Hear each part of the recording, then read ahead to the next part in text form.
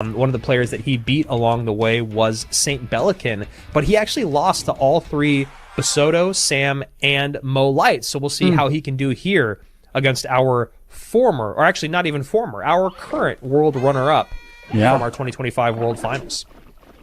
Man, yeah, let's just hop straight in the game. Can't wait to see what Sub brings out here. Looks like he's got the Wall Breaker Evo, Magic Archer, super quick cycle deck. I have been struggling to beat this deck recently. It's just so good at applying so much pressure, and the dual lane pressure, the Magic Archers are constantly annoying. What the? Yo, this Dark Prince just did a double leap. I don't know how that works. And then we do see ability as well. I'm flabbergasted.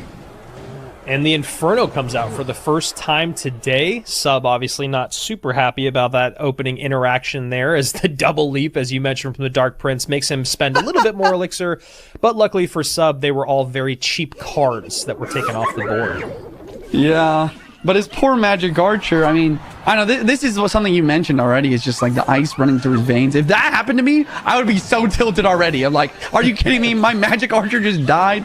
But it looks like I also got the deck wrong a little bit. It looks like this is actually going to be some Hypno Hyperbait with the Magic Archer variation. I played this deck yesterday in a grand challenge, and it's honestly ridiculous because on paper, you know, there's certain matchups that are just really difficult. And he uses the Fire Spirit to boost his Magic Archer to the tower. I feel like I don't know, I'm kind of ADHD squirreling right now with so many different things happening on the screen, but love this deck, and I can't wait to see Sub continue to make these wild plays with those One Elixir Spirits tanking for the Goblin Barrel, pushing the Magic Archer forward, and also defensively speaking, it'll be really fun to watch.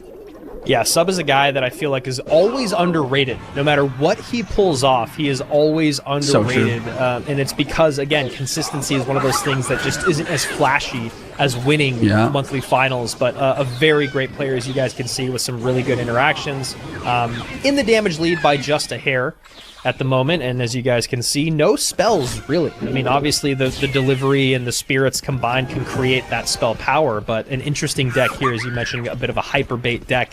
And you talk about Sub's group stage, a guy that went 6-1 in groups. The only person he lost to was Remy Ellie, and a guy that's very respected in the community, but he was able to beat Capgun, Clown, and John, who is a guy that showed up in our monthly finals. He was also able to beat Asoth, who was under the nomer Novak Djokovic. Man, I am just hypnotized right now by Sub's defensive gameplay here. With the he doesn't have enough elixir, but the Iceberg goes down in time. Still a little bit of damage from ERBACCI, and here comes the Evo Barrel though.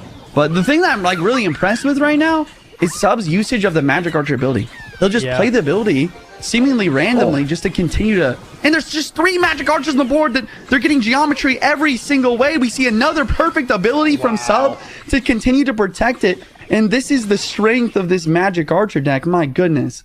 I mean, that first Magic Archer gets a huge lineup. Then the second Magic Archer comes down for a lineup and the ability lineup, while the third Magic Archer is on the right-hand side of the board creating pressure. Absolutely insane pressure, and so much to be keeping track of for ERBACCI. This is a masterclass from Sub. Everything is just so clean at the moment. So true. Another Magic Archer on the board yet again. Like, it seems like when one dies, there's always another one down. Well, before the first one is even gone, for that matter.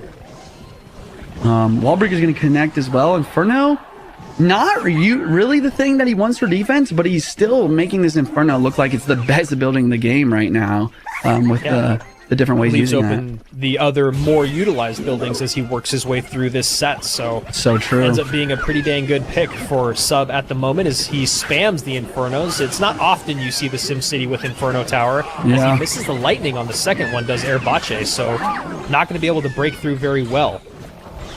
See the Dark Prince ability, but another Inferno on the board yet again. 28 seconds left, and this is the power of these One Elixir cards. I mean, they just do such a good job. Inferno is so tanky here. Iceberg can drop down. The continued pressure from the Evo Barrel on both sides getting damaged, while the wall breakers connect on the left as well. Magic Archers lined up. I mean, what else is there to say here? I mean, this is just beautiful. Beautiful game. I am frustrated for ERBACCI just thinking of even playing this game. He ends up actually making it a lot closer than maybe it felt. As you can see, Sub doing so much damage on both towers, only separated by 18 HP, both of them below 200. But if I'm ERBACCI, ability usage from Sub and the macro understanding of being able to use those buildings defensively, just so well played. And the other part of it that you just have to mention is he didn't have a spell, you know, but the Royal Delivery... What? He must have repeated a card. Yeah, and Sub. That's the most surprised I've ever seen him. yeah, ERBACCI looks like he must have repeated a card as he almost immediately gets up and walks away from the camera. Wow. Hey, I don't know. Happens. Yeah, I guess he repeated a card. It happened to me in the Swiss. I mean, obviously. And I don't know. I just gotta say, I feel bad for him. There's nothing else to say except I'm sorry, dude. That sucks. And a very quick game number 2, maybe trying to keep up with the schedule, is ERBACCI, as he must have had a repeated card there. We'll see if production has a shout to that. But that's the only thing that you can assume, and we can always look at the decks online to just see what happened. Definitely a bummer. We always hate seeing that. You know, you always want to see a set be played out. You always want to see a player be able to give it their best. But as you mentioned, Juicy, it happened to you. It just happened to ERBACCI. It's happened at World Finals before. It is just a part of the game. It's one of the reasons that we love dual mode, but also one of the constrictions and troubles of